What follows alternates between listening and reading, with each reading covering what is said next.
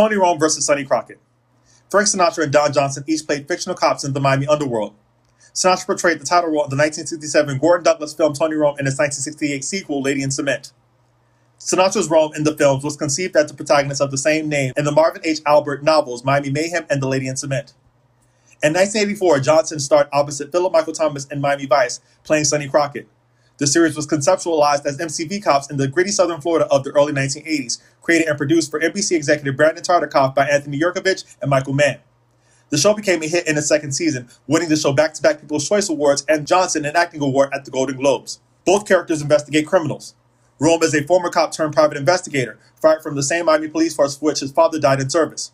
Crockett is a former University of Florida football player turned undercover detective for the Metro-Dade Organized Crime Bureau, better known as the Vice Squad. Tony Rome and Sonny Crockett each romance women on their boats on Biscayne Bay. Sinatra's Rome in both films and in Albert's Mayhem resides on motor yacht Straight Pass, docked at Crandon Park Marina in Key Biscayne. Johnson's Crockett stays on sailing yacht St. Vitus Dance moored at the downtown Miami Marina. Despite the similarities between the characters, they exhibit differences. Rome is a roving and seemingly unattached bachelor. He acts independently and mostly free from oversight, except from former boss Lieutenant Dave Santini, played by Richard Conte. Crockett is a divorcee with a young son, partnered with Thomas's Ricardo Rico Tubbs. The pair are under the persistent watch of Edward James Olmos's Lieutenant Marty Castillo. The characters inhabit very different versions of Miami. Rome's Dade County of the 1960s resembles more the Deep South than the cosmopolitan and multicultural vibes of Crockett's in the 1980s.